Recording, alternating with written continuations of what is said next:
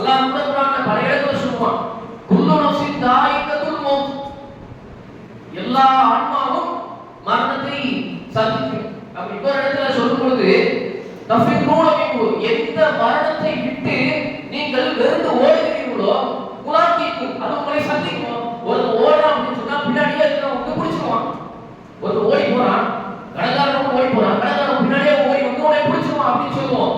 ஆனால் நேர் எதிராக அல்லாஹ் ரப்பல் ஒரு வாசகத்தை நம்ம எந்த மரணத்தை விட்டு தஃபிரூன மின்ஹு, நீங்கள் வெறுத்து ஓடுகிறீர்களோ அது உங்கள் பின்னால் வராது, முலாக்கீக்கும், உங்களுக்கு முன்னால் வந்து உங்களை சந்திக்கும்.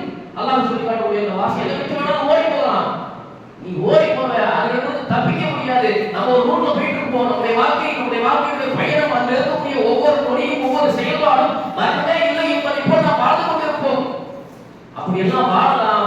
ஆனால் உங்களுடைய இறுதி முடிவு என்ன தெரியுமா? உலாக்கிக்கும், உங்களை மரணம் வந்து சந்திக்கும்.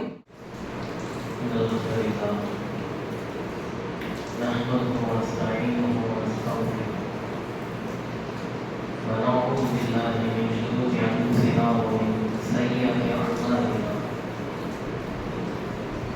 من يهده الله فلا مضل له ومن يضلل فلا هادي له وأشهد أن لا إله إلا الله وحده لا شريك له وأشهد أن محمدا عبده ورسوله فقد قال الله تعالى في القرآن العظيم والفرقان المجيد أعوذ بالله من الشيطان الرجيم بسم الله الرحمن الرحيم يا أيها الناس اتقوا ربكم الذي خلقكم من نفس واحدة وخلق منها زوجها وبث منهما رجالا كثيرا ونساء واتقوا الله الذي تساءلون به والأرحام إن الله كان عليكم رقيبا. கண்ணியத்திற்குரிய எல்லாம் வல்ல ஏக இறைவனின் நல்லடியார்களே, அல்லாஹ்வினுடைய அருளினால் புனிதமான இந்த ஜும்மா நாளுடைய கடமையான தொழுகையை நிறைவேற்ற வேண்டும் என்பதற்காக நாம் எல்லாம் இங்கே ஒன்று கொண்டிருக்கிறோம். இந்த ஒட்டுமொத்த உலக வாழ்வை பற்றி இறைவன் திருமறை குர்ஆனிலே பேசும் பொழுது அல்லதி ஹலகல் மௌத வல் ஹயாத், உலகத்தில் இருக்கக்கூடிய ஒவ்வொரு உயிரினத்திற்கும் நான் மரணத்தையும் ஹயாத்தையும் வாழ்வையும் படைத்துள்ளேன். லியப்லுவக்கும் ஐயுக்கும் அஹ்ஸனு அமலா, எதற்காக என்றால் அவர்களில் யாருக்கு நல்ல செயலுடையவர்களாக இருக்கிறார்கள் என்பதை நாம் சோதித்து பார்ப்பதற்காக என்று இறைவன் சொல்லுகிறான். மரணம் வாழ்வு என்று இறைவன் இரண்டு விஷயங்களை நம்மிடத்தில் பேசுகிறார். இந்த இரண்டு விஷயங்களில் வாழ்வை பற்றி நம்முடைய வாழ்க்கையில் நாம் தினமும் அது குறித்து அதை மேம்படுத்துவதற்கு, அதில் ஏற்படக்கூடிய சிக்கல்களை தீர்ப்பதற்கு, அதிலிருந்து விடுபடுவதற்கு, வேறு சிக்கல்கள் வராமல் முன்னெச்சரிக்கையாக முன்னேற்பாடாக அதிலிருந்து நம்மை தற்காத்துக் கொள்வதற்கு என்று சொல்லி வாழ்வை பற்றி பல விஷயங்களை அனுதினமும் தினமும் நம்முடைய வீட்டிலும் வெளியிலும் சமூகத்திலும் உறவுகளிலும் நாம் பேசுகிறோம்.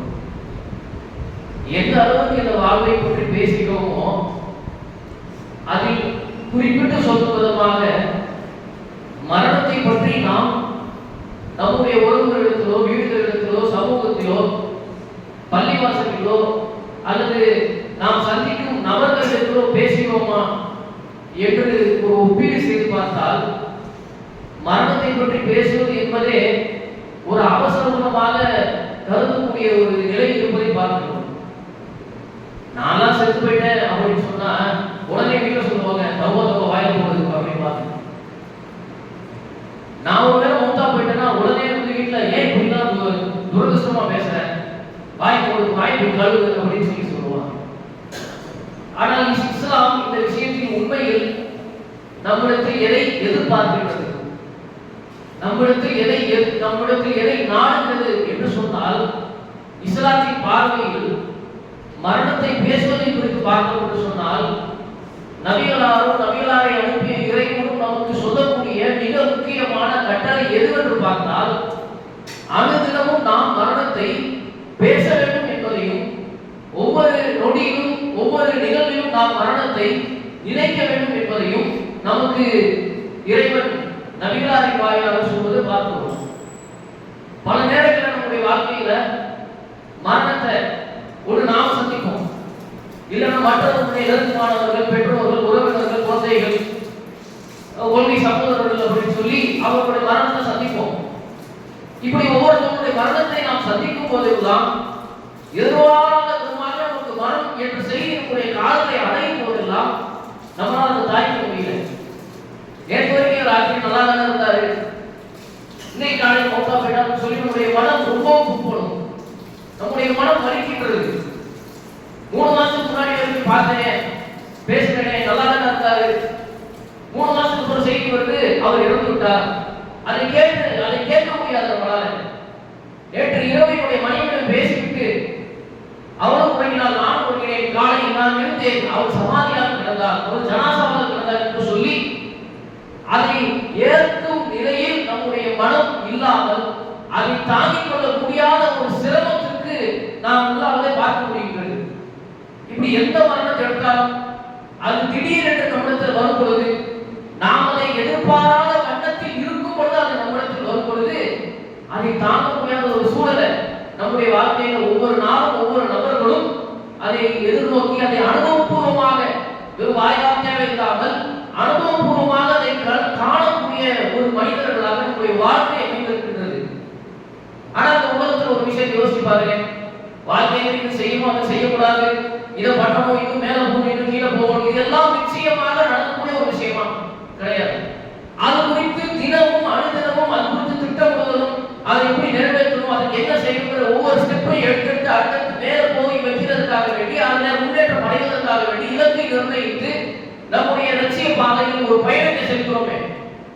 ஆனால் மறக்க முடியாது, நிச்சயமாக இந்த உலகத்துல இவர் மட்டும் வந்து கடைசி வரைக்கும் வாழ்வார், இவர் மரணமே வராதுன்னு சொல்லி ஒரே ஒருத்தர் நம்ம காமிக்க முடியுமா? அது இவர் ஒரு 300 வருஷமா இருக்கிறாரு, இதுவரைக்கும் மௌத் வரல, இனிமேல் வராதுன்னு சொல்லி நம்மால் யாரையாவது காண்பிக்க முடியுமா? முடியாது. இந்த உலகத்துல எத்தனையோ கொள்கைகள், எத்தனையோ ஐடியாலஜிஸ் வருகின்றது, எத்தனையோ தர்க்கங்கள் வருகின்றது. எந்த தர்க்கமாவது உலகத்தில் இருக்கக்கூடிய 100% மனிதர்களால் அனைத்தும் அப்படியே ஏற்றுக்கொள்ளப்பட்டது என்று நம்மால் ஒரு விஷயத்தை காட்ட இயலுமா? முடியாது. ஆனால் ஒரே ஒரு விஷயத்தை, அவன் நாத்திகனாக இருக்கட்டும், இறைவன் இருக்கின்றான் என்று சொல்லக்கூடிய ஆத்திகனாக இருக்கட்டும், ஒரு இறைவனை வணங்குவனாக இருக்கட்டும், பல கடவுளை வணங்குவனாக இருக்கட்டும், ஊனமானவர்களாக இருக்கட்டும், நல்ல உணவை இருக்கிறவர்களாக இருக்கட்டும், அனைவரும் ஏற்றுக்கொள்ளக்கூடிய ஒரு விஷயம் இந்த உலகத்தில் இருக்கிறது என்று சொன்னால் அது மரணம் மட்டும்தான். சற்றே கூட கண்மாடி பார்க்கல, ஒரு 150 வருடங்களுக்கு முன்னால் யாரெல்லாம் வாழ்ந்தார்களோ அவர்கள் எல்லாரும் இப்போது இந்த உலகத்தில் கிடையாது. யாராவது ஒருத்தர் காண முடியுமா? 2 நூற்றாண்டுக்கு முன்னாடி போறோம்னு சொன்னா யாரெல்லாம் இந்த உலகத்தில் வாழ்ந்தார்களோ அவர்கள் யாரும் இப்போது கிடையாது. இதைத்தான் இஸ்லாம் நமக்கு போதிக்கின்றது. இந்த உலக வாழ்க்கையில எதையெல்லாம் நீங்கள் பேசுகிறீர்களோ, எதையெல்லாம் நீங்கள் பார்க்கிறீர்களோ, அது ஒரு புறம் இருக்கட்டும், இன்னொரு புறம் நீங்கள் மரணத்தை பற்றி சிந்தியுங்கள், மரணத்தை பற்றி நினையுங்கள், அதை பற்றி பேசுங்கள் என்று சொல்லி நம்மிடத்தில் கட்டளையிடுகிறது, எதிர்பார்க்கின்றது. அல்லாஹ் குர்ஆன்ல பல இடங்களில் சொல்லுவான், குல்லு நஃப்ஸின் தாயிகத்துல் மௌத், எல்லா ஆன்மாவும் மரணத்தை சந்திக்கும் அப்படிமா. இன்னொரு இடத்துல சொல்லும் பொழுது எந்த மரணத்தை விட்டு நீங்கள் வெறுத்து ஓடுகிறீர்களோ முலாக்கிக்கும், அது உங்களை சந்திக்கும். பொதுவாக என்ன சொல்லுவோம், ஒரு ஓடுறான் அப்படின்னு சொன்னா பின்னாடியே இருக்கிறவங்க பிடிச்சிருவான். ஒரு ஓடி போறான், கடைக்காரன் ஓடி போறான், கடைக்காரன் பின்னாடியே ஓடி வந்து உடனே பிடிச்சிருவான் அப்படின்னு சொல்லுவோம். ஆனால் நேர் எதிராக அல்லாஹ் ஒரு வாசகத்தை நமக்கு சொல்லி காட்டுகிறார், எந்த மரணத்தை விட்டு நீங்கள் வெறும் ஓடுகிறீர்களோ அது உங்கள் பின்னால் வராது, உலாக்கிக்கும், உங்களுக்கு முன்னால் என்று உங்களை சந்திக்கும். அல்லாஹ் சொல்லி காட்டக்கூடிய அந்த வாசகம், நீங்க எதை விட்டு வேணாலும் ஓடி போகலாம், நீ ஓடி போவ, அதிலிருந்து தப்பிக்க முடியாது. நம்ம ஒரு ரூட்ல போயிட்டு இருப்போம், நம்முடைய வாழ்க்கையுடைய பயணம், அதில் இருக்கக்கூடிய ஒவ்வொரு நொடியும் ஒவ்வொரு செயல்பாடும் மரணமே இல்லை என்பதை போல் நாம் வாழ்ந்து கொண்டிருப்போம். அப்படி எல்லாம் வாழலாம். ஆனால் உங்களுடைய இறுதி முடிவு என்ன தெரியுமா? உலாக்கிக்கும், உங்களை மரணம் வந்து சந்திக்கும். இதை இஸ்லாம் நமக்கு ஆணித்தரமாக சொல்லக்கூடிய ஒரு விஷயத்தை நம்ம பார்க்க முடிகிறது. ஒரு சாதாரணமாக நம்முடைய வீட்டில் இந்த மாதிரியான திடீர் மரணங்கள் நமக்கு ஏற்படும் பொழுது நம்மால் தாங்கிக் கொள்ளவே முடியவில்லை. குறிப்பாக ஏன் அப்படிங்கிற ஒரு கேள்வியை வச்சு நம்ம சிந்திச்சு பார்க்கணும்னு சொன்னா, ஏற்கனவே நான் சொன்ன மாதிரி அது குறித்து நாம் எந்த இடத்திலும் பேசுவதில்லை. நம்ம குழந்தை பிறந்ததிலிருந்து அது வளர்ந்து, நாம் வளர்ந்து, அதை நாம் வளர்த்து, அதுக்கு திருமணம் செஞ்சு வச்சு, நம்ம திருமணம் செஞ்சு, இப்படி ஒவ்வொரு நிகழ்வுகளையும் எடுத்து பார்க்கணும்னு சொன்னா நம்முடைய வாழ்க்கை இந்த உலகத்திலேயே 100 நாட்கள் 100% நீண்ட ஆயுள் நான் இருக்க போகிறேன் என்பது போல் இருக்கின்றது. என்றைக்கும் நாம் அதை பற்றி சிந்திப்பது கிடையாது, பேசுவது கிடையாது. ஆனால் நபிகளாருடைய அந்த வாழ்க்கை இருக்கிறதுல அதை நம்ம எடுத்து பார்க்கலாம். நபிகள் நாயகம் ஸல்லல்லாஹு அலைஹி வஸல்லம் அவர்கள் வந்து அவர்களுக்கு ஏற்பட்ட அந்த துக்கத்தை போல நமக்கு ஏற்பட்டு இருந்தது என்று சொன்னால் நம்மளால் தாங்க முடியுமா அப்படிங்கிறத சொல்ல முடியாது. நபிகளாருக்கு சற்றேறக்குற 7 பிள்ளைகள். அவர்கள் வாழ்கின்ற காலத்துல எல்லா பிள்ளைகளும் மூத்தா போயிட்டாங்க, பாத்திமா ரலியல்லாஹு அன்ஹா அவர்களை தவிர. அவர்கள் குறித்து ரசூலுல்லாஹ் என்ன சொன்னாங்க? ரசூலுல்லாஹ் மரண படுக்கையில் இருக்கும்போது பாத்திமா அவர்களை அழைக்கிறார்கள். பாத்திமா நாயகி வருகிறார்கள். வந்து நபிகளார் அவர்களிடத்துல போய் சொல்கிறாங்க, பாத்திமாவே நான் போறேன், அடுத்த 6 மாசத்துல இன்ஷா அல்லாஹ் நீங்க என்னைய சந்திச்சிருவீங்க என்று சொல்லி நபிகள் நாயகம் ஸல்லல்லாஹு அலைஹி வஸல்லம் அவர்கள் மரணத்தை பற்றி தான் அனுதினமும் பேசியிருக்கிறார்கள். ஒரு நாள் 2 நாள் கிடையாது. அவர்களுடைய வாழ்க்கையில எந்த பிரச்சாரத்தை எடுத்து பாருங்க, குறிப்பா இறுதி நேரத்தில் இருக்கக்கூடிய அந்த பிரச்சாரத்தை எடுத்து பாருங்க. ரசூலுல்லாஹ் மிம்பர் மேடையில் இருந்து பயன் பண்றாங்க. இன்று நீங்கள் என்னை உயிருடன் நீங்க பார்க்கிறீர்கள், ரத்தமும் நகமும் சதையுமாக, நாளை அடுத்த வருடம் என்னுடைய கபரை பார்ப்பீர்கள். அங்க சொல்ல வருவது என்ன? நாம் சாவ போகிறேன், அதை பத்தி பேசாம இருந்தாங்க ரசூலுல்லாஹ் இல்ல. எல்லா ஜும்மா மேடையிலும் பயான் செய்யும் போதும் ஒரு வசனத்தை சொல்லி ரசூலுல்லாஹ் ஆரம்பிப்பாங்க. லா தமூதுன்ன இல்லா வஅன்தும் முஸ்லிமூன், நீங்கள் முஸ்லிம்களாகவே தவிர மரணிக்காதீர்கள். முஸ்லிமா வாழப்படுறது மட்டுமா சொன்னாங்க? இல்ல, அதை எதிர்மறையாக சொல்கிறார்கள். மரணிக்கும் போது நீங்கள் முஸ்லிமாக மரணிக்க வேண்டும் என்று சொன்னார்கள். முஸ்லிமாக வாழ வேண்டும் என்பதற்கு வேற கட்டளைகள் இருக்குது. ஆனால் அதை நபிகளார் முன்னிலைப்படுத்தாமல் நபிகளார் நம்மிடத்தில் பேசியது என்ன? மௌத்தை பற்றி பேசினார்கள். அதை பேசுவதையே நாம் வந்து ஒரு துர்சலமாக கெட்ட விஷயமாக அதை பார்த்தது காரணத்தினால் நெருங்கிய நம்முடைய தோழர்களோ, நம்முடைய தந்தையோ, நம்முடைய தாயோ, நம்முடைய உறவினரோ, சகோதரனோ மரணிக்கும் போது அதை எதிர்பார்க்காதோ எப்படி அதை தாங்க முடியாம துடிச்சு போய் தமிழ் சமூகத்தில் ஒப்பாரி வைக்கிறதுன்னு சொல்லி ஒரு கூட்டம் இருக்குல்ல, மாற்று மத சகோதர சகோதரிகளுடைய இந்த நிகழ்வு நடந்துச்சு அப்படின்னு சொன்னா அவங்க வீட்டுல சில ஒரு வயசான பாட்டியெல்லாம் கூப்பிட்டு உட்கார வச்சு அவர்கள் எல்லாரும் உட்கார வச்சு நெஞ்சில் அடிச்சுட்டு சட்டையை இடிச்சுட்டு தலையில அடிச்சுட்டு நாள் அடிச்சுட்டு நீ அதை செஞ்சியே இது செஞ்சியே நீங்கள் தான் இப்படி இருக்குமே அப்படி இருக்குமே என்று சொல்லி அழுது புலம்பும் ஒரு செயல்பாடை ஒரு நிகழ்ச்சி நிறைய வைத்திருக்கிறார். ஒப்பாரி வைத்தல் தமிழ் சமூகத்தினுடைய ஒரு கலாச்சாரம். ஆனால் ஒரு முஸ்லிம் அவர்களிடத்தில் அது எப்படி இருக்கும் தெரியுமா? நபிகள் நாயகம் ஸல்லல்லாஹு அலைஹி வஸல்லம் அவருடைய அந்த பிள்ளை, அவருடைய பிள்ளையுடைய பிள்ளை, அதாவது பேர், அவருடைய அந்த மகள் கூப்பிட்டு அனுப்புறாங்க. தந்தையை வந்து கூட்டிட்டு வாங்க, என் பிள்ளைக்கு கொஞ்ச நேரத்தில் மரணிக்கு போங்க என்று சொல்லி நபிகளாருக்கு செய்தி வருகிறது. ஒரு நபித்தோடு வந்து சொல்கிறார். நபிகள் நாயகம் ஸல்லல்லாஹு அலைஹி வஸல்லம் சொன்னார்கள், இந்த உயிரை கொடுத்தவன் இறைவன், அதை எடுத்துக்கொள்ளக்கூடிய உரிமை அவர்களுக்கு இருக்கின்றது. அவர்களிடத்தில் போய் மகளிடத்தில் போய் ஒரு செய்தியை சொல்லுங்கள், பொறுமையாக இருக்க சொல்லுங்கள் என்று சொல்லி நபிகளார் அறிவுரை சொல்லி அனுப்பினார்கள். எந்த பதட்டமும் கிடையாது, எந்த எதிர்பாராத மிகுந்த கவலை அடிச்சுட்டு இப்படி இல்லாம போயிட்டா இப்படி ஆயிடுச்சு, இருந்ததா இப்படி இருப்பானே, அது மாதிரி நடந்திருக்குமே, இது மாதிரி நடந்திருக்குமே என்று புல ஒப்பாரி வைக்கிறோம். நபிகளார் இடத்துல கிடையாது. பெற்ற பிள்ளையின் 7 நபர்களையும் அதில் 6 நபர்களை நபிகளார் தன் கண் முன்னே இருக்கும் பொழுது ஒரு பிள்ளை இருந்துச்சுன்னா நமக்கு அவ்வளவு கவலை வருதுங்க. நம்முடைய ஒரு சகோதரன் நம்ம கூட பழகக்கூடிய ஒரு நபர் அல்லது நான் பெற்ற ஒரு பிள்ளை ஏதோ ஒரு விபத்திலேயோ இல்லை ஏதோ ஒரு காரணத்துல சின்ன வயசுல இறந்துச்சுன்னா வாழ்க்கை இப்படி வச்சுக்கிட்டு சின்ன வயசுல இறந்துச்சுன்னு சொல்லி 3வது அவர்கள் பேசுவார்கள். பெற்றவங்களுக்கு எப்படி இருக்கும்? ஆனால் இத்தனை சம்பவங்களையும் பெற்ற அனைத்து பிள்ளைகளையும் பிறந்த பிள்ளை ரசூலுல்லாஹ் மடியில வைத்துக் கொண்டு அழுகிறார்கள். இவருடைய கண்கள் ரத்த கண்ணீர் வடிகின்றது. நபிகளார் சொல்கிறார்கள், உள்ளம் கவலைகின்றன. ரசூலுல்லாஹ் வெளிப்படுத்துறாங்க, இப்ராஹிமே உன்னுடைய துக்கத்தை, உன்னுடைய மகன் உன்னுடைய துக்கத்தை என்னால் பொறுக்க முடியவில்லை, என்னால் தாங்க முடியவில்லை இத்துடன் புரிந்து கொள்கிறார். ஏன் புரிஞ்சுக்கிறாங்க? நம்மள மாதிரி அடிச்சுக்கல, நம்மள மாதிரி கவலைப்படல. இன்னும் சில பேர்னா ஒரு இடத்துல நம்முடைய பிள்ளை உட்காந்து இறந்து போன ஒரு சகோதரர் சகோதரி உட்காந்து சாப்பிட்டுப்பாங்க. அந்த இடத்துல போய் ஒரு பார்த்துட்டே இருப்பாங்க. ஏன் இதெல்லாம் நடக்குது? மரணம் நம்மை எதிர்நோக்கி வரும், அது நிச்சயம் வரும் என்பதை அவர்கள் தம்முடைய வாழ்க்கையில் அதற்காக எந்த ஒரு தயாரிப்பும் இல்லாமல் முஸ்லிம்கள் பார்த்துதான் இறைவன் பேசுகிறான்.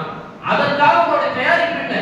நபிகள் நாயகம் ஸல்லல்லாஹு அலைஹி வஸல்லம் வேற ஒரு செய்தியில கூட சொல்றாங்க, உலகத்தினுடைய அனைத்து ஆசைகளையும் நிம்மதியையும் முறித்து விடக்கூடிய அந்த மரணத்தை நீங்கள் அதிகமாக நினைவு கூறுங்கள். மௌத்தை பற்றி பேசுகிறாங்க. அதை பேசாததன் விளைவு எந்த ஒரு நிகழ்வு நடந்தாலும் தடுமாறி விடணும். கர்வம் மனைவிட்டு பேசணும். நான் வந்து பாருமா இன்னைக்கு நான் நல்லா இருக்கேன், நான் மூத்தா போயிட்டேன்னா என்ன செய்யும், ஏது செய்யும், இதை இஸ்லாம் நமக்கு சொல்லுகிறது. ஆயிஷா நாயகி அவர்கள் என்ன சொல்கிறார்கள்? சொல்லாட்டு அல்லாஹ்வின் தூதரே, என் கணவரே, நான் இறந்து விட்டால் எனக்கு நீங்கள் குளிப்பாட்டி நீங்கள் கஃனிடுங்கள் அப்படிங்கிறாங்க. வாயிலே போடுவ ரசூலுல்லாஹ் சொல்லல. நபிகள் திருப்பி என்ன சொன்னாங்க? அதை அப்படியே ஆமோதித்து விட்டு நான் மௌத்தாகி போய்விட்டாலும் என்ன நீங்க குளிப்பாட்டி நீங்கள் கஃனிடுங்கள் என்று சொல்லி அதற்கு பதில் சொன்னார்கள். இது ஒரு முஸ்லிம்களிடத்தில் இறைவன் இஸ்லாம் எதிர்பார்க்கக்கூடிய ஒரு பண்பாக இருக்கின்றது. இது மட்டுமா? ரசூலுல்லாஹ் வந்து இன்னும் சொல்ல போனா தன் குடும்பத்துல எப்படி பேசுறாங்க, சமூகத்துல கூட என்ன சொல்றாங்க? நபிகள் நாயகம் ஸல்லல்லாஹு அலைஹி வஸல்லம் சொல்றார்கள், லா தஜருன கபரி, என்னுடைய கபர்களை நீங்கள் ஈதா விழா கொண்டாடும் ஒரு இடமாக ஆக்காதீர்கள். அது நமக்கு சொல்லுற செய்தி என்ன? ரசூலுல்லாஹ் கபரை வந்து கட்டக்கூடாது, பூசக்கூடாது, தர்காவை மாற்றக்கூடாது. இந்த செய்தியை நம்ம விளக்குவோம். மறைமுகமாக நபிகளாருடைய தன்னுடைய வாழ்க்கை பற்றி பேசுகிறார்கள். வெறும் சட்டத்தை சொல்லல, நான் செத்து போயிடுவோம்பா, நான் செத்து போயிட்டா அடுத்து என்ன செய்யணும், இதை நபிகளார் தான் உயிரோடு இருக்கும் போதே மக்களிடத்தில் பேசினார்கள், மனைவிடத்தில் பேசினார்கள். இன்னும் வேற ஒரு சம்பவங்களை சொல்லலாம். லஅனல்லாஹு யஹூத வ நஸாரா, அல்லாஹ் வந்து யூதர்களையும் கிறிஸ்தவர்களையும் சபிப்பானாக. இத்தகது குபூர அன்பியாஇ மசாஜித், அவர்களுடைய நபிமார்கள் மரணித்து விட்டால் அதன் மீது கபர்களை கட்டி அங்கே தொழக்கூடியவர்களாக பிரார்த்தனை செய்பவர்களாக ஆகிவிட்டார்கள் என்று சொல்லி, நான் செத்து போயிடுவேன், நான் மரணித்து விட்டால் நீங்கள் அந்த காரியத்தை செய்யாதீர்கள் என்று சொல்லி தன்னுடைய மரணத்தை பற்றி அதிகம் தன் குடும்பத்திலிருந்தும் தன் சமூகத்திலிருந்தும் நபிகள் நாயகம் ஸல்லல்லாஹு அலைஹி வஸல்லம் அவர்கள் அதை பேசிட்டு நம்ம பார்க்கிறோம். இன்னும் சொல்ல போனா இது கூட நபிகளார் தன்னுடைய இறுதி நேரத்தில் பேசுறாங்க. அவங்களுக்கு மௌத்துடைய நேரம் தெரிஞ்சிருச்சு, அதனால பேசுறாங்க என்று சொல்லி நாம் சிந்திக்கலாம். ஆனால் நபிகள் நாயகம் ஸல்லல்லாஹு அலைஹி வஸல்லம் அவர்கள் தாமும் செய்த ஒவ்வொரு முஸ்லிமும் செய்ய வேண்டியதாக சொன்ன இன்னொரு சம்பவம் இருக்கின்றது. என்ன சொல்கிறார்கள்? நபிகள் நாயகம் ஸல்லல்லாஹு அலைஹி வஸல்லம் சொல்கிறார், ஒவ்வொரு நாளும் நீங்கள் இரவில் தூங்கும் முன்பு ஒரு துஆ ஓத வேண்டும். என்ன துஆ? அல்லாஹும்ம பிஸ்மிக அமூது வாஹியா, இறைவா உன் பெயரால் சாக போகிறேன், வாஹியா உன் பெயரால் வாழவும் போகிறேன். ஒரு முஸ்லிமுடைய அந்த இரவு தூக்கம் என்பது ஒவ்வொரு நாளும் அவன் எதை நினைக்க வேண்டுமா? மௌத்தை நினைத்து தூங்கணும். இப்ப தூங்குறேன், காலையில் எந்திரிப்பதான் தெரியாது, அது குறித்து முன்கூட்டியே சிந்தி, ஒவ்வொரு நாளும் சிந்தியுங்கள் என்று சொல்லி அனுதினமுமே நமக்கு அவர்கள் சொல்லிக் கொடுக்கிறார்கள். அது மாத்திரம் கிடையாது, சில உளவியல் ரீதியான ஆய்வாளர்கள் ஒரு கருத்தை சொல்றாங்க. ஒரு மனிதனுக்கு மூளையில வந்து இரண்டு விதமான பகுதி இருக்கும். ஒன்று வந்து ஆழ்ந்த ஆழ் மனது சொல்லுவாங்க, சப்கான்ஷியஸ் மெமரி கூட சொல்லுவோம்.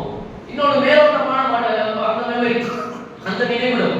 இந்த மேலோட்டமான நினைவிடம் என்ன செய்யும் அப்படின்னு சொன்னா, லாஜிக்கலான திங்கிங், தர்க்க ரீதியான சிந்திக்கிறது. ஒரு நேரத்துக்கு அந்த ஸ்பாட்ல ஒரு விஷயத்தை செய்யணும் அப்படின்னா அதை செய்யறதுக்கு உதவி செய்யும். இந்த உடல் வந்து தானாக சில காரியங்களை வந்து செஞ்சுக்கிட்டே இருக்கணும். ஒரு பைக் ஓட்டிட்டே இருக்கும்போது மூச்சு விடணும் அப்படிங்கிறது நம்ம நினைச்சு விடுறோமா? கிடையாது. தானாவே இந்த சப்கான்ஷியஸ் நம்முடைய ஆழ்மனது வந்து இவன் மூச்சு விட்டாதான் உயிர் வருமா என்பதை வந்து தானாக செய்து கொண்டே இருக்கிறதுக்கு அது தூண்டும். ஒரு கார் ஒருத்தர் கத்துக்கிறாரு, முதல் நாள் வந்து தடுமாறுவார், எது கிளட்ச் தெரியாது, எது கீர் தெரியாது, அந்த கிளட்ச் அப்படி அழுத்தி பொறுமையா ஆக்சிலேட்டர் எடுங்க, அதெல்லாம் அப்படி சொல்லி கொடுப்பாங்க. ஒரு 3 மாசம் பயிர் செஞ்சுதான் இருக்கீங்க. முதல் நாள் கழிச்சு ஒரு 6 மாசம் 3 மாசம் கழிச்சு அந்த வண்டியை எடுக்கும்போது, இல்ல ஒரு 10 வருஷம் கழிச்சு ஒரு காரை எடுத்து ஓட்டும் போது என்ன நடக்கும்? அப்படி பொறுமையா காலை வச்சு பொறுமையா எடுப்பாரா? கிடையாது. இந்த பக்கம் ஒரு பையன் ஒரு கார்ல ஓடும், ஒரு சூறா ஓடும், பின்னாடி ஒரு அம்மா வந்து பேசிட்டு இருப்பாங்க. இவர் பாட்டு கிளட்ச்ல தானா கால் எடுப்பாரு, இன்னொரு பக்கம் தானா ஆக்சிலேட்டர் அழுத்துவாரு. ஏன் நடக்குது? ஒரு அந்த விஞ்ஞானிகள் சொல்கிறார்கள், ஒரு விஷயத்தை பயிற்சியாக தொடர்ந்து ஒரு மனிதன் செய்து கொண்டே இருப்பார் என்று சொன்னால் அவருடைய அவருடைய உள்ள மூளை அதை உள்வாங்கிக் கொண்டு இது ஒரு தேவையான ஒரு விஷயம் என்று சொல்லி அதை டிஃபால்ட்டா யதார்த்தமாக தார்மீகமாக செய்வதற்கு ஆயத்தமாகிவிடும். அதே மாதிரி குறிப்பா சொல்றாங்க, அந்த ஆழ்மனத்தில் ஒரு காரியத்தை நீங்கள் கொண்டு போய் சேர்க்கணும்னு சொன்னா அவர்கள் சொல்லுகிறார்கள், தூக்குறது போய் தூங்குறதுக்கு கொஞ்சம் முன்னாடி இருக்கிற ஒரு நேரம் அங்க தூக்க சொக்கும் போய் படுத்த தூங்கிடுவோம் அப்படிங்கிற ஒரு கண்டிஷன் வருமே, அந்த நேரத்துல எதையாவது நீங்க செய்யுங்க, அவருடைய வாழ்க்கையில ஒரு அங்கமா மாறிடும். அந்த இடத்துல இஸ்லாம் பேசுகிறது, ஒரு மனிதர் தூங்குவதற்கு முன்னால் இறைவா நான் சாக போகிறேன், அது ஆல்மோஸ்ட் பதின்னு அல்லாஹ் நமக்கு அறிவியல் பூர்வமாக மறைமுகமாக பாடப்படுத்துகிறான். அதே மாதிரி பாருங்க, காலையில எழுந்த உடனே அந்த உலக விஞ்ஞானிகள் சொல்றாங்க, ஒருவேளை அந்த ஆள் மனசுல இருக்க ஒரு செய்தியை பதிய வைக்கிறதுக்கு இன்னொரு ஒரு நேரம் இருக்கு, 2 நேரத்துல இன்னொரு ஒரு நேரம். காலையில எழுந்த உடனே எழுந்து ஒரு 1/2 மணி நேரம் வச்சு கிடையாது, எழுந்த வருஷம் ஒரு தலைகால் புரியாது நமக்கு, எது எங்க இருக்கு என்ன தெரியாது தளவுமே. அந்த நேரத்துல எதை செய்கிறாரோ, எதை பேசுகிறாரோ, எதை சிந்திக்கிறாரோ அதை அவருடைய ஆள் மனசுல போய் ஆழமாக பதியும் என்று சொல்கிறார்கள். அந்த நேரத்துல ரசூலுல்லாஹ் சொல்றாங்க, அல்ஹம்துலில்லாஹி அல்லதி அஹ்யானா வஅதமா அமாதனா வ இலைஹி நுஷூர். இறைவா உனக்கே புகழ் அனைத்தும். எதுக்கு புகழ்? ஏன்னா செத்து போனதுக்கு அப்புறம் அஹ்யானா என்னை நீ உயிர்ப்பித்து எழுப்பி இருக்கிறாய், வஅதமா அமாதனா மரணித்த பிறகு எனக்கு உயிர்ப்பித்து என்னை உயிர் கொடுத்திருக்கிறாய் என்று சொல்லி மரணம் மரணம் மரணம் என்பதை அனுதினமும் நம்மை நினைக்கும்படியாக இஸ்லாம் எதிர்பார்க்கின்றது. அதை பற்றி பேச வேண்டும் என்று இஸ்லாம் நமக்கு சொல்லுகின்றது. அதை நாம் புறந்தள்ளிவிட்டு உலக வாழ்க்கை முழுவதுமாக அது மாத்திரம் பேசுறது, அது குறித்து மட்டும் சிந்திப்பது, அது குறித்து மட்டும் நம்முடைய ஒவ்வொரு நகர்வையும் எடுத்து வைப்பதற்கு விரைவாகத்தான் ஒரு மரணம் நம்ம இடத்தில் நடந்துவிட்டால், நம் குடும்பத்திலோ நம்ம உறவினரிடத்திலோ நம்ம ஒரு மரணத்தை சந்திச்சோம் என்று சொன்னால் நிலை தடுவாரி மனிதன் பல கோணத்துக்கு போறதெல்லாம் பார்க்கணும். கோடிகள்ல புறக்கூடிய பல கோடீஸ்வரர்கள். சமீபத்தில் ஒரு செய்தி, இந்திய வம்சாவளியை சேர்ந்த ஒரு அமெரிக்கர் மாசம் டர்னோவர் வந்து 50 லட்சம் வருது, மாசம் டர்னோவர் 50 லட்சம் ஏதோ தொழில் பண்றாரு போல. அவருடைய மனைவியோ அல்லது நெருங்கிய உறவினர் ஒருவர், அந்த செய்தி மட்டும் சரியா ஞாபகம் இல்லை, மனைவியோ அல்லது நெருங்கிய உறவினர் மறைத்து விடுகிறார்கள், இயற்கையான மரணம். இவர் தாங்க முடியல, மாசம் 50 லட்சம் டர்னோவர் இருக்கு, வாழ்க்கையில எதை வேணாலும் ஆசைப்பட்டு வாங்க முடியும், எது வேணாலும் செய்ய முடியும் அப்படிங்கிற ஒரு சூழல் இருக்கு, எல்லாத்தையும் அடைய முடியும், எல்லா இன்பத்தையும் அடைய முடியும், அவர்கிட்ட அவ்வளவு காசு இருக்கு, எவ்வளவுதான் செலவு பண்ணாலும் பேங்க்ல வேலை செஞ்சுட்டே இருக்கும்பா அப்படிங்கிற கண்டிஷன் இருக்கு. என்ன செய்ய முடிகிறார்? அந்த மரணத்துடைய அந்த துக்கத்தை தாங்க இயலாமல் அவரும் சூசைட் பண்ணி தற்கொலை பண்ணி மோத போகிறார். ஏன் இப்படி ஒரு சூழல்? மரணத்தை அவர்கள் எதிர்பார்க்கவில்லை. இந்த உலகத்துல அப்படியே நம்ம வாழ்ந்துட்டே போயிடுவோம். பொதுவாக மரணத்தை எதிர்பார்க்க எல்லாரும் நம்ம உண்டு நினைக்கிறோம், அது நம்முடைய ஆழ்மனத்தில் போய் செல்லவில்லை. ஏன் செல்லவில்லை? அது குறித்து நாம் பேசுவதே கிடையாது. தினமும் நம்ம அப்படியே இருக்குவோம், நமக்கு என்னப்பா 20 வயசு தான் ஆகுது, 25 வயசு தான் ஆகுது, செத்து போடுவான், இந்த புதிய நம்ம 10 வயசு தான் ஆகுது, உனக்கு என்ன 35 வயசு தான் ஆகுது, நீங்க என்ன சாக போறோம். உலக சராசரி கூட 60 வருஷம் வரைக்கும் இருப்பாங்க, 70 வயசு வரைக்கும் இருப்பாங்க. அந்த நேரத்தில் நம்ம பேசிக்கலாம் என்றுதான் நாம் சிந்திக்கின்றோமே தவிர, நபிகள் நாயகம் ஸல்லல்லாஹு அலைஹி வஸல்லம் அவர்கள் நமக்கு சொல்லி கொடுத்தார்களே அது மாதிரி அதிகமாக நாம் வந்து மரணத்தை சிந்திப்பது கிடையாது. என்ன சொல்ல போனா, நபிகள் நாயகம் ஸல்லல்லாஹு அலைஹி வஸல்லம் அவர்கள் ஒரு இடத்துல சொல்கிறார்கள், நஹைத்துக்கும் உங்களை நான் தடுத்து வைத்திருந்தேன் அந்த ஜியாரத்தில் குபூர், கபர்களை போய் ஜியாரத் செய்வதை, அதை போய் சந்திப்பதை மட்டும் நான் தடுத்திருந்தேன், இப்போது அதை நான் விலக்கிக் கொள்கிறேன், ஃபஸூருஹா, அதை நீங்கள் போய் சந்தியுங்கள், அது உங்களுக்கு மனசு மரணத்தை நினைவூட்டும். எதுக்கு போய் கபரை செய்ய சொல்றாங்க? பார்த்து சொல்றாங்க, போய் பார்த்துட்டு ஏதாவது தோண போறோம் கிடையாது, வேற என்ன செய்ய போறோம்? அங்க இஸ்லாம் உங்களுக்கு ஒரு பாடம் சொல்லி கொடுக்கின்றது. கபர் வாசிகளை அந்த கபர்களை போய் சந்திக்கும் போது ஒரு துஆவை ஓத வேண்டும் என்று நபிகள் சொல்கிறார். அஸ்ஸலாமு அலைக்கும் தார கௌமி, கபர் வாசிகளே என் சமூகமே அஸ்ஸலாமு அலைக்கும் சலாம் போய் கேட்க போறா கிடையாது. வ இன்னா இன்ஷா அல்லாஹ் பிக்கும் லாஹிகும், அந்த அடுத்த வாசல் தான் முக்கியம். அல்லாஹ் நாடினால் நான் அடுத்ததாக உங்களை வந்து சந்திக்க போகிறேன், இதோ இப்போ உயிரோட இருக்கிறேன், அப்படியே இருக்க மாட்டேன், நாளைக்கு வந்து உங்களோட நான் இந்த கபருக்குள்ள வந்து அடங்கிடுவேன் என்பதை இஸ்லாம் நமக்கு ஒவ்வொரு நிலையிலும் நினைவூட்டி கொண்டே இருக்கின்றது. இப்ப இந்த வாழ்க்கையை நாம் மறந்ததன் விளைவாகத்தான், அதை இந்த மரணத்தை பற்றி பேசுவதை நாம் மறந்ததன் விளைவாக ஒரு மரணம் வந்துச்சுன்னு சொன்னா துவண்டு விடுகிறோம். நபிகளார் அந்த வாழ்க்கையை எல்லா இடத்துலையும் எடுத்து பாருங்க, மரணிச்ச செய்தி இருக்கும், இன்னொரு எதிரிகள் வந்து பேசுவாங்க, நபிகள் நாயகம் ஸல்லல்லாஹு அலைஹி வஸல்லம் அவர்கள் அதை அப்படியே முடிந்த அளவு அடக்கி கொண்டு பேசுவார்கள். எப்படி முடிந்தது? நபிகளாருடைய அந்த மகன் இப்ராஹிம் மடியில வைத்துக் கொண்டு பச்சில குழந்தை 6 மாத குழந்தை நபிகளார் கண்ணீர் வடிக்கிறார்கள். நபித்தோழர்கள் ஆச்சரியப்பட்டு பார்க்கிறார்கள். அல்லாஹ்வுடைய நீங்க ஆவீங்களா?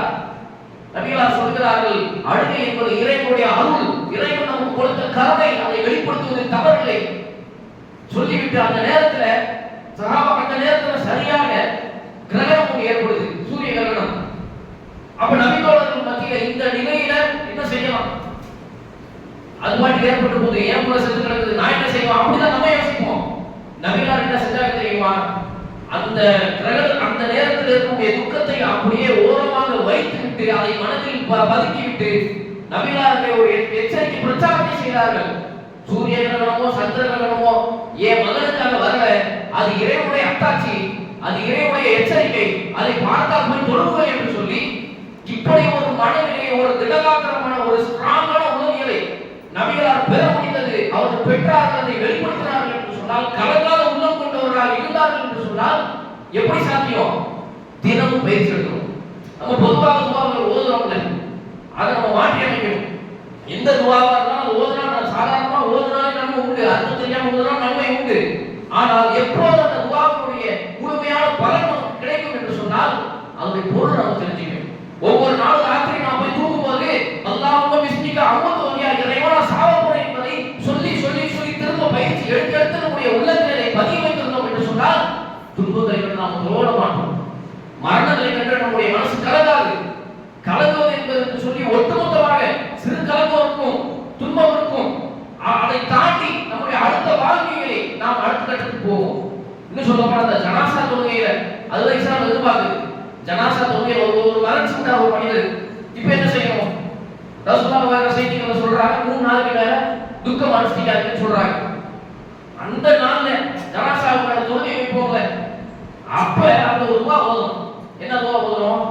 அப்படியே ஒருத்தர் மரணிச்சுட்டாருன்னு சொன்னா அப்படியே விட்டுருங்க, அப்படியே கலங்கிட்டே இருக்க அப்படிங்கிற மாதிரி இல்லாம அந்த துவா நமக்கு சொல்லிக் கொடுக்கக்கூடிய பாடமே என்ன?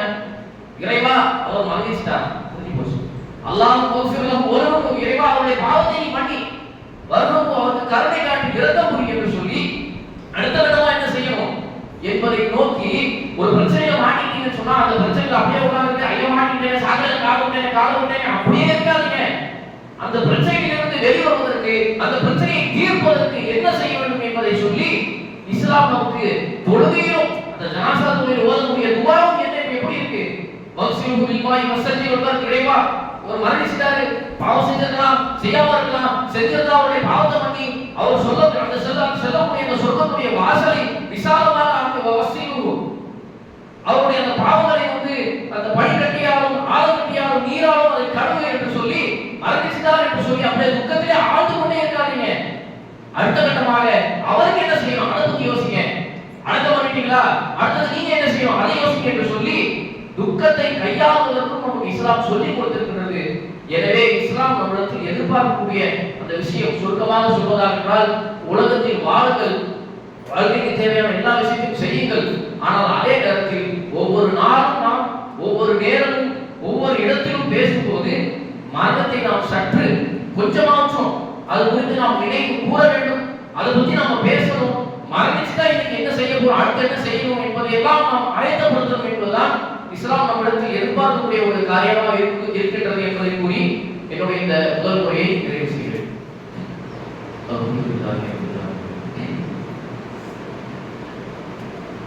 பேரளவும் மரியாதைக்கும் உரிய அல்லாஹ்வின் நல்லடியார்களே, அல்லாஹ்வுடைய இந்த மார்க்கம் இந்த உலகத்தில் நீடித்து நிலைத்திருக்க வேண்டும் என்று சொன்னால் அதை எடுத்து சொல்வதற்கு, அதை பின்பற்றும் மக்களுக்கு அவர்களை ஒருங்கிணைப்பதற்கு ஒரு இடம் தேவை. இப்ராஹிம் அலைஹிஸ்ஸலாம் அவர்களை பற்றி நம்ம நிறைய சிறப்புகளை பேசுவோம். இத்தஹது இப்ராஹிம கலீலா, வத்தஹதுல்லாஹு இப்ராஹிம கலீலா, அல்லாஹ் இப்ராஹிம் அவர்களை தன்னுடைய நெருங்கிய தோழனாக தேர்ந்தெடுத்துக் கொண்டார் அப்படின்னு பேசுவோம். மில்லத் இப்ராஹிம ஹனீஃபா, இப்ராஹிமுடைய பாதை தான் இருக்கிறதுல சிறந்தது. அவருடைய பாதையை புறக்கணித்தவரை விட பெரும் அநியாயக்காரன் யார்? அல்லாஹ் குர்ஆன்ல இருக்கக்கூடிய கேள்வி. நபிகள் நாயகம் ஸல்லல்லாஹு அலைஹி வஸல்லம் அவர்கள் கூட இந்த ஸலவாத் ஓதுறோம்ல, அதுல துஆ கேட்க சொல்லும்போது எப்படி சொல்லுவாங்கன்னா, கமா சல்லைத இப்ராஹிம், இறைவா இப்ராஹிம் அவர்களுக்கு எப்படி நீ அருள் புரிந்தாயோ அது மாதிரி முஹம்மது ஸல்லல்லாஹு அலைஹி வஸல்லம் அவர்களுக்கு நீ அருள் புரி. கமா பாரத்த இப்ராஹிம், இப்ராஹிம் அவர்களுக்கு எப்படி பரக்கத் செய்தாயோ அது மாதிரி நபிகள் நாயகம் ஸல்லல்லாஹு அலைஹி வஸல்லம் அவர்களுக்கு பரக்கத் செய். இது நமக்கு அவர்கள் சொல்லிக் கொடுத்த வழிகாட்டுதல். ஆனால் இவ்வளவு சிறப்புள்ள அந்த இப்ராஹிம் அலைஹிஸ்ஸலாம் அவர்கள் மக்காவிலே அவர்கள் வந்து செய்த முதல் காரியம், செய்ய வேண்டும் என்று இறைவன் சொன்ன கட்டளையிட்ட ஒரு மிக முக்கியமான காரியம் எது என்று சொன்னால், சிதிலமடைந்த காபத்துல்லா என்னும் பள்ளிவாசலை கட்டி எழுப்புவது. இஸ்லாத்தை பொறுத்த வரைக்கும் பல்வேறு நன்மையான காரியங்கள் இருக்கும். ஆக சிறந்த பல காரியங்கள் மிக முக்கியமான ஒரு காரியம் எது என்று சொன்னால் அந்த பள்ளிவாசலை கட்டுவதுதான்.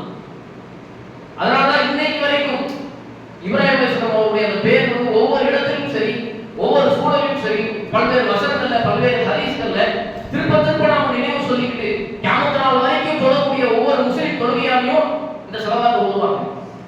இப்ராஹிம் பத்தி நினைவு கூறிக்கிட்டே இருப்பாங்க. அவ்வளவு சிறப்புகள். அதே மாதிரி நபிகள் நாயகம் ஸல்லல்லாஹு அலைஹி வஸல்லம் அவர்கள் சொல்கிறார்கள், யார் அல்லாஹ்விற்காக ஒரு பள்ளிவாசலை கட்டுகிறாரோ, அதற்கு உதவி செய்கிறாரோ, அவருக்கு அது போன்ற ஒரு இடங்கள் சொர்க்கத்தில் கிடைக்கும். ரசூலுல்லாஹ் சொல்லக்கூடிய செய்திகள் இருக்கு. அப்ப அந்த அடிப்படையில இன்றைக்கு திருவள்ளூர் மாவட்டம் பூந்தமல்லி அப்படிங்கிற ஊர்ல இருக்கக்கூடிய ஒரு கிளையிலிருந்து பள்ளிவாசல் கட்ட வேண்டும் அப்படிங்கிற ஒரு நோக்கத்திற்காக வேண்டி நம்மிடத்துல உதவியை நாடி வந்திருக்கிறார்கள். இன்ஷா அல்லாஹ் அவர்களுக்கு வந்து உங்களால முடிந்த அனைத்து விதமான உதவிகள் வந்து நீங்க செஞ்சு கொடுங்க. பொருளாதாரத்தை நாடி வந்திருக்கிறார்கள். அது குறித்து உங்களுக்கு சொல்லியிருக்கோம். இன்றைக்கு யாரும் எடுத்துட்டு வரல அப்படின்னு சொன்னாலும் நீங்க நாளைக்கு கொண்டு போய் கூட கொடுத்துட்டு நீங்க வீட்டு வாங்கிக்கோங்க. உங்களால முடிஞ்ச வரைக்கும் அதிகமான உதவிகளை வந்து பள்ளிவாசலுக்காக வேண்டி செய்யுங்க. எத்தனையோ காரியங்கள் செஞ்சுட்டு தான் இருக்கிறோம். பள்ளிவாசல் செய்வது என்பது ஒரு கூடுதல் சிறப்பான ஒரு விஷயம். அந்த அடிப்படையில் கட்டாயமாக முடிந்தவரை அனைவரும் இந்த பள்ளிவாசல் கட்டுமான பணிக்காக வேண்டி உங்களுடைய பங்களிப்பை வந்து இறைவனும் அனுப்புமாறு கேட்டுக்கொள்கிறேன். வாசல் தரமான அனைவரும்